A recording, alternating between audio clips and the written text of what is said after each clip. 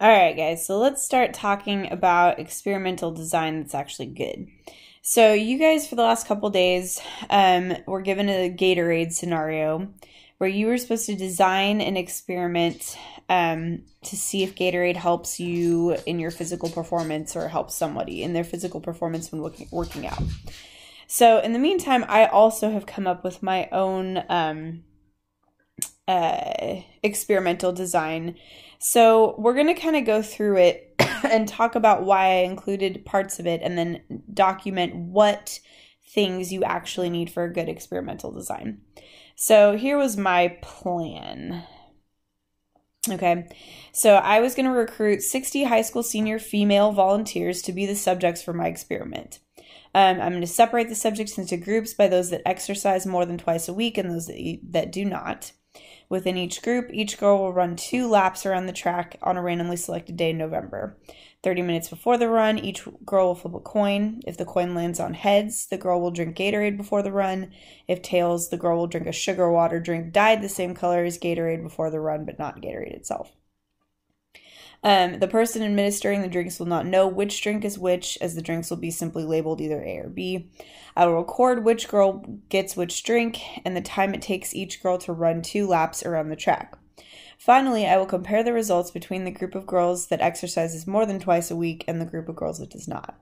If in both groups the girls who drank Gatorade ran faster, then I can conclude that Gatorade does indeed help people run faster. Potentially, there's some issues there, but we'll talk. So, a couple of things with this experiment that I did sort of very much on purpose. So, the first thing is I needed to make sure there was an element of comparison. And I'm willing to bet that in all of your experiments, all of you had some element of comparison, whether it was people did something with Gatorade and then a different group did something without Gatorade. Or in my case, I had them drink sort of a fake Gatorade and a real Gatorade. But either way, I had 2 different treatments that I administered, and that was on purpose so that we had comparison. So for comparison, or for a good experiment, you must have, ooh, this is a little thick, hold on, pause, erase. Make this not so chunky. There we go. So you must have or must compare 2 or more treatments for a good experiment.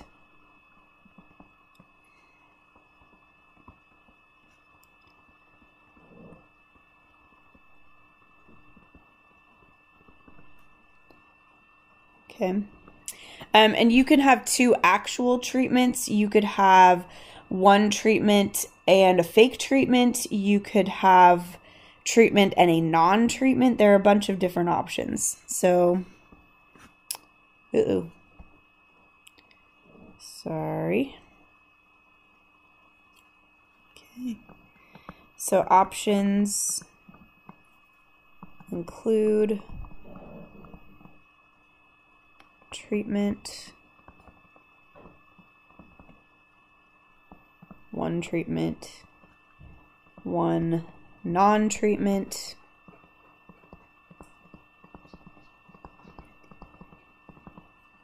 different treatment,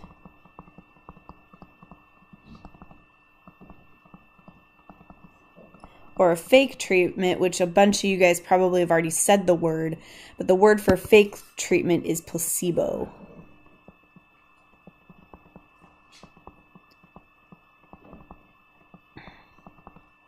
And then in my actual experiment, my 2 treatments were Gatorade and fake Gatorade, the sugar water stuff. So I had an element of comparison. The next thing that some of you may or may not have included is random assignment. And random assignment uses some degree of chance to assign treatment. I can't just say, hey, you get this treatment, you get that treatment. That's sort of not fair. So you also, in a good experiment, must have some degree of random assignment. And so, oh my gosh, sorry. And so to do, hold on. Here we go. So you must use a chance process to assign treatment to, whoopsie.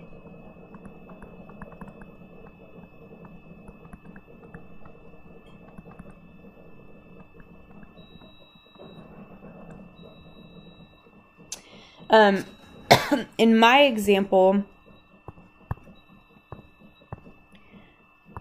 I just had the kids flip a coin. So girls flipped a coin to determine which treatment that they got. That is a perfectly valid form of random assignment. You could number each person in your experiment and randomly select kids to be in one group or in another. It was completely up to you. But for a good experiment, you must randomly assign treatment. You can't just choose yourself who gets what treatment. And so a lot of times you're going to be asked, hey, why do you need random assignment? And the reason why is because if I use random assignment to assign the treatment groups, I should get roughly equivalent groups. So meaning if I'm picking who's in what group, I might be lazy and say, okay, for the girls that I picked who work out a bunch, who work out more than twice a week, I might separate you into like blondes and brunettes. I don't know. Coming up with something. And that might not be totally fair. It might somehow affect the results of my experiment.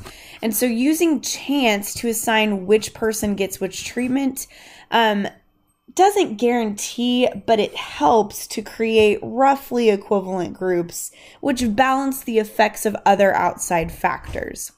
So, for example, in my athletic group, you know, I might have people in that group who work out more than twice a week, but those people might be swimmers. And I don't know about you, but my experience with swimmers is that swimmers generally are not great runners. And so, you know, I don't want all of the swimmers in my athletic group to end up with the same treatment and all of my non-swimmers to end up with a different treatment. And so if I randomize who gets which treatment, that's probably going to take care of that problem, because if I randomly assign, it's very unlikely all the swimmers will end up with the same treatment. So use chance process to assign treatment so that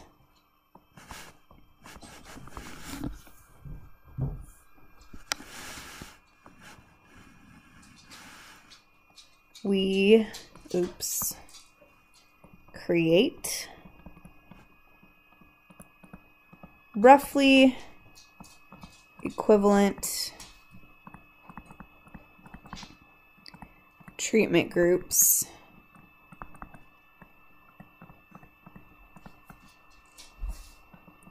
which balance outside factors.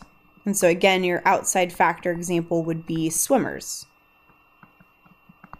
not great runners.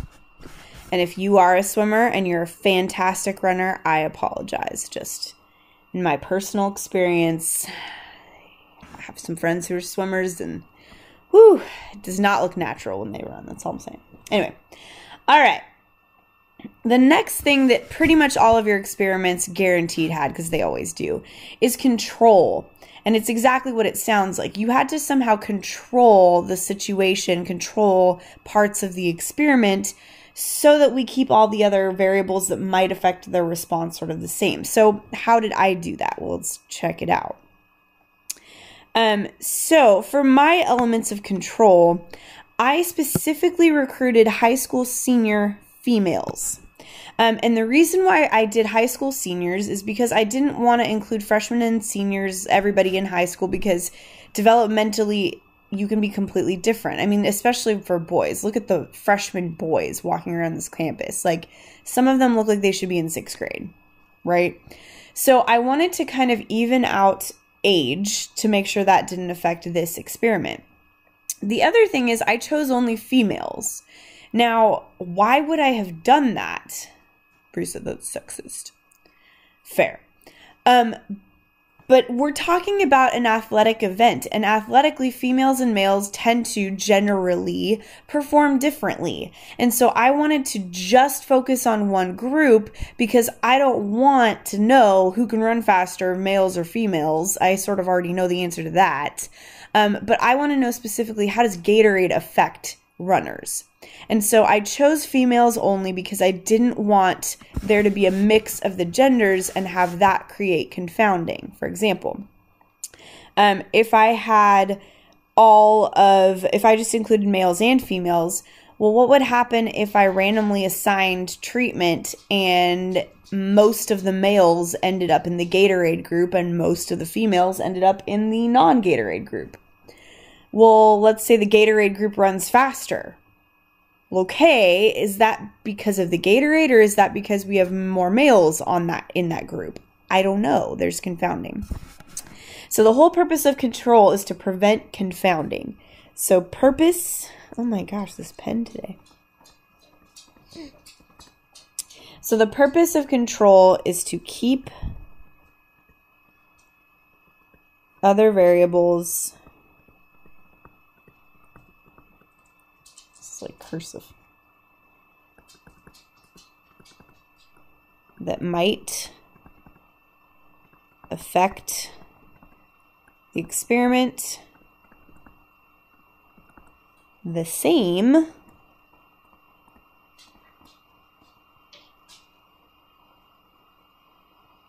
for all treatment groups.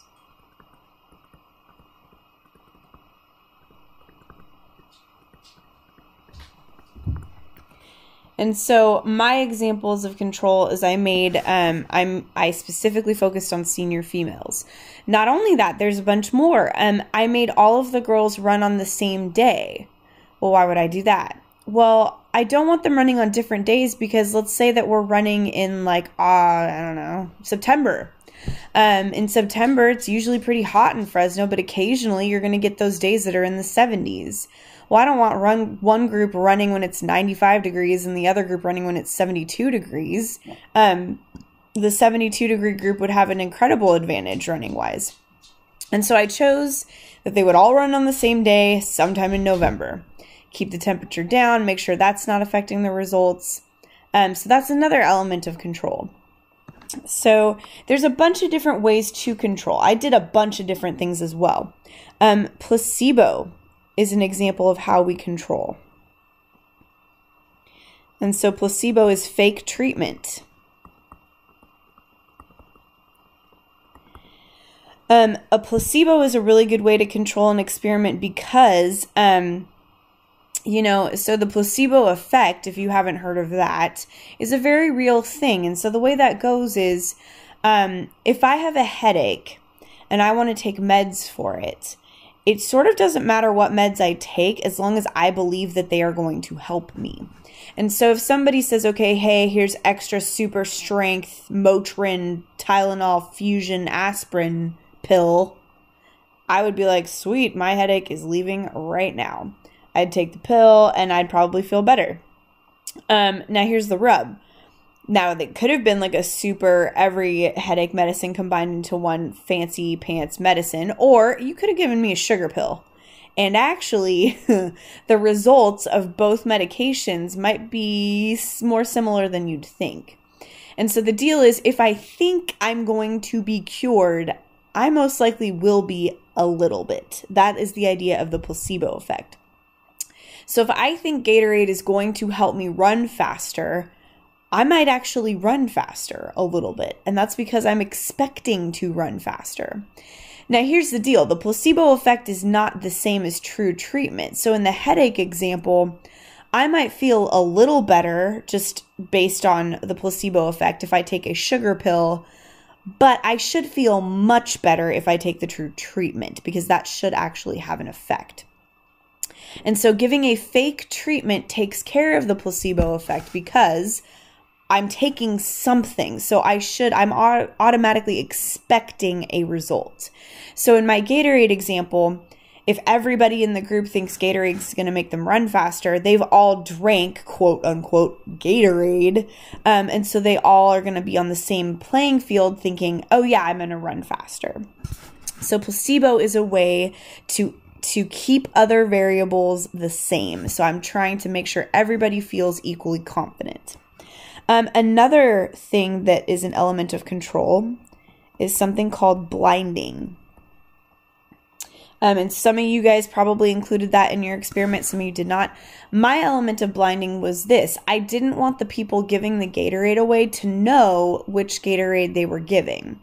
And that was because I didn't want people giving Gatorade to like chuckle when they gave people fake Gatorade and give it away. So I had the people administering the treatment purposefully not know which treatment they were giving. And then, of course, I didn't want the runners to know which treatment they were receiving. Because if I tell you I'm giving you a placebo, then that completely gets rid of the whole point of the placebo. Because the placebo is supposed to trick you to think you are getting treatment. So blinding is when the subject, the actual receiver of the treatment, doesn't know which treatment they get. So subject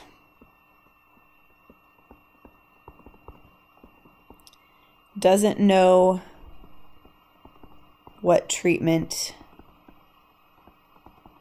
they get. And then what I did is I actually had the experimenter, the person giving the treatment, not know either, and that is called a double-blind experiment. So double-blind experiment is when the person giving treatment didn't know.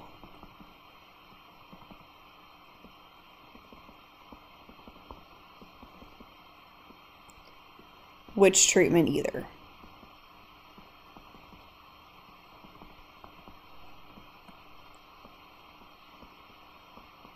Okay. So I have blinding, subject doesn't know what treatment they get, double blind, both. The person giving the treatment and the person receiving the treatment don't know what they're getting. And then finally, our last type of element of control is something called blocking. And I did blocking. A lot of you guys probably also did blocking in some respect as well. And that's basically where, you know what, I'm going to make these people who I'm experimenting on run. Okay, well, that's going to sort of be not fair if some of these people do run on a regular basis, or some of them are more athletically inclined and some don't. And so what I did to take care of that is I split my group up into the people who are more in shape and the people who are not in shape. Excuse me.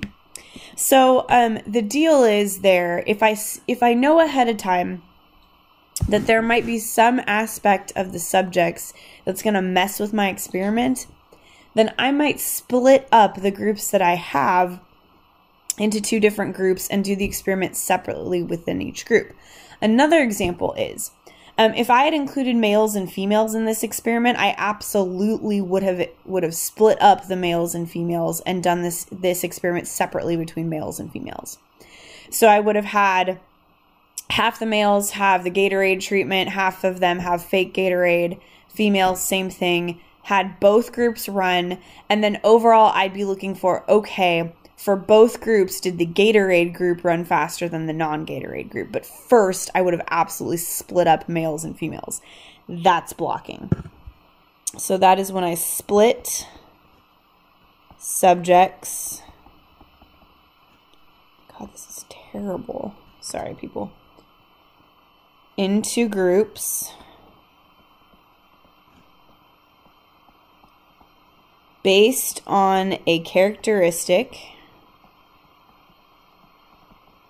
or more than one, that might affect the experiment. So in mine, I split them up into how often they work out, because that might affect how well they run around a track. I would not have split them up based on music preference. That probably has nothing to do with athleticism. So blocking is when I split the subjects up into groups based on a characteristic that might affect the experiment. And then once I have them split up, I would have them actually perform the experiment separately. And then finally, I have replication. Replication is a fancy word for make sure you use enough people in your experiment that you can actually come to a conclusion. So if I used 2 people, had one drink Gatorade and the other not drink Gatorade, and just compared them, the results of my experiment are not going to be particularly strong. But if I use 200 people, okay, that's a little more weighty. My results might actually kind of matter a little more. So replication has 2 parts. So 1, you need to make sure you use enough experimental units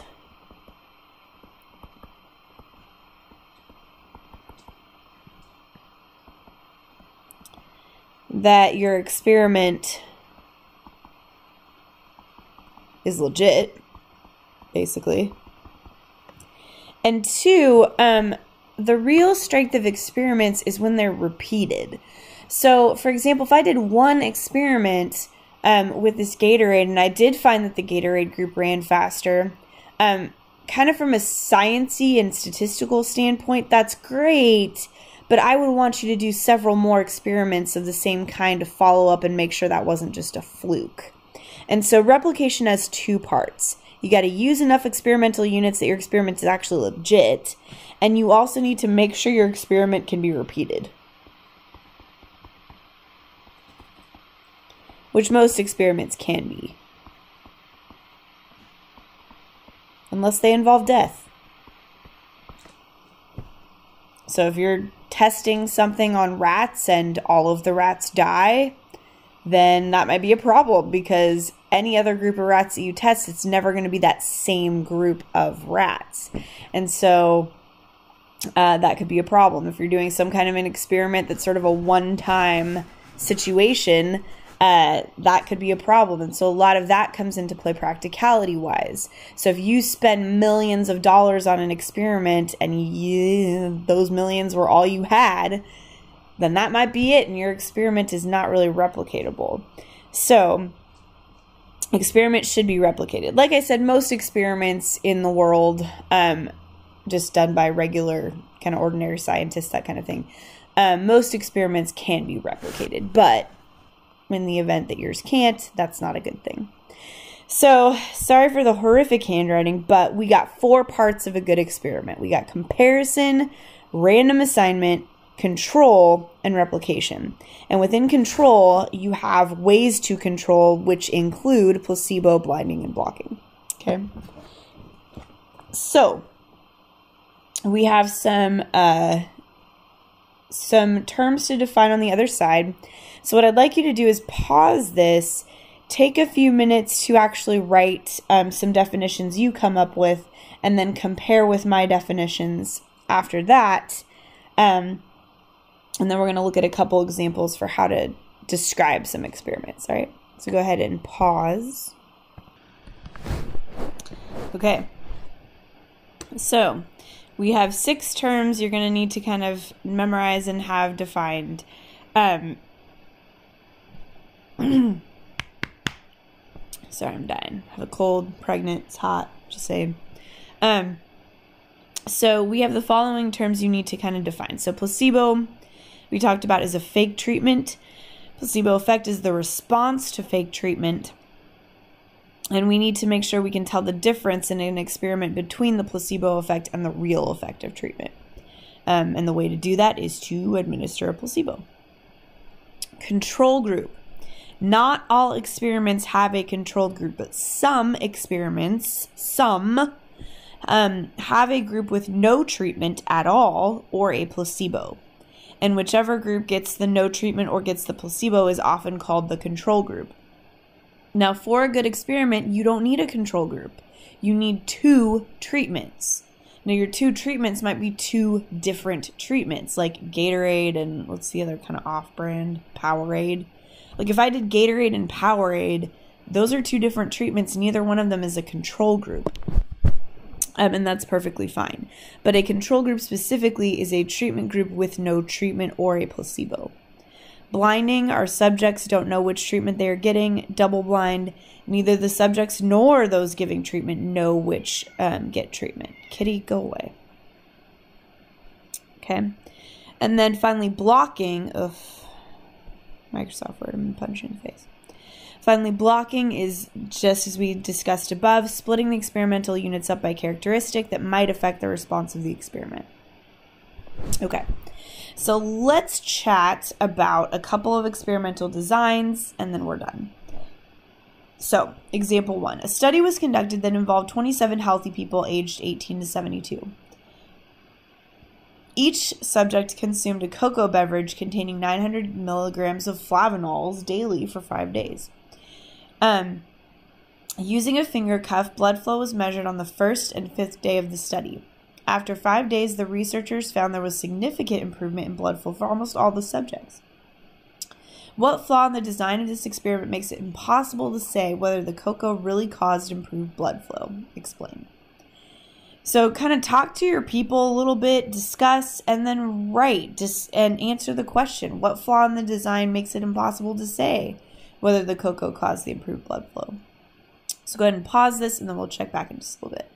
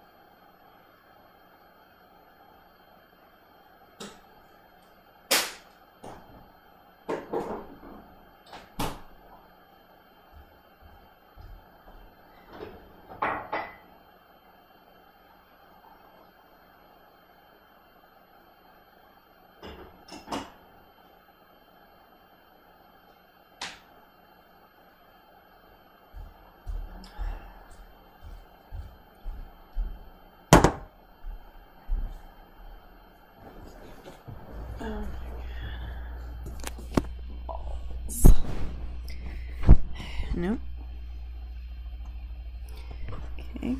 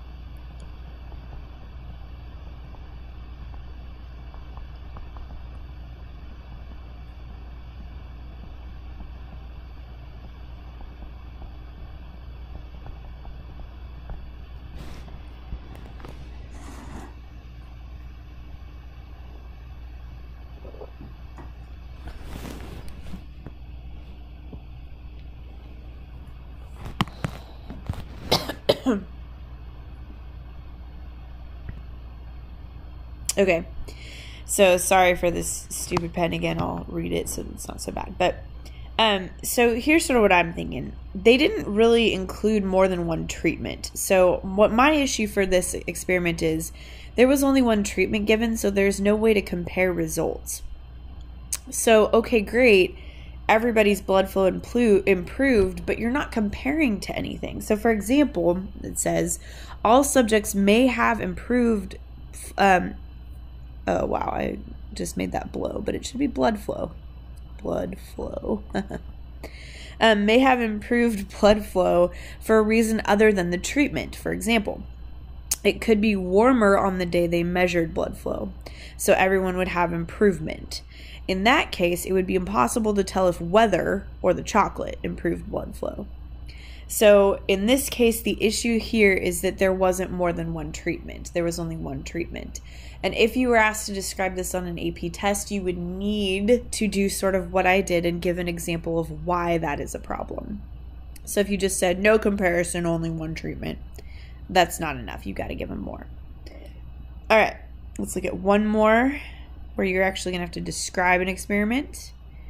And I'm going to have you do that and then compare with my response. So, researchers want to compare 4 different tension headache treatments: antidepressant alone, placebo alone, antidepressant plus stress management, and placebo plus stress management. And they would like you to describe what they call a completely randomized experiment involving 36 headache sufferers who are willing to participate in the experiment. So a completely randomized experiment simply means you make sure you randomize treatment.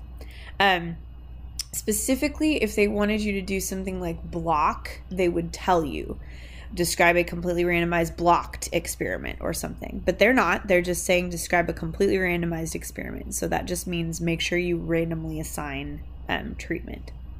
So pause this and write a description of how that would go.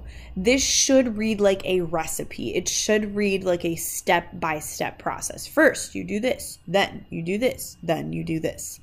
So you can bullet point your explanation here. That's totally fine. But take a minute, actually write out an explanation, and then you can unpause this and compare with mine. Okay, so here's kind of what I came up with. Yours should read pretty much the same. This is certainly not rocket science. So here we go. So I chose slips of paper. You might have randomly assigned numbers. However you did it is fine. Have each subject write name on slip of paper and place into bag. Mix all papers and draw out 9 names. This will be the antidepressant alone treatment group. Draw out another 9 names. This will be the placebo alone group. Draw out another 9 names. This will be the antidepressant plus stress. I shortened that there because I wanted to fit it on one line. And then the last names will be the placebo and stress management group. Record the number of people with headaches after each treatment. Compare results for each group. So that is a great way to describe a completely randomized experiment. A couple of notes for the AP test. 1. Notice that once I drew out my names, I specifically named which treatment they were getting. That is key. I had a couple years ago, we were looking at an FRQ and the students didn't do that, even though they described the experiment perfectly well.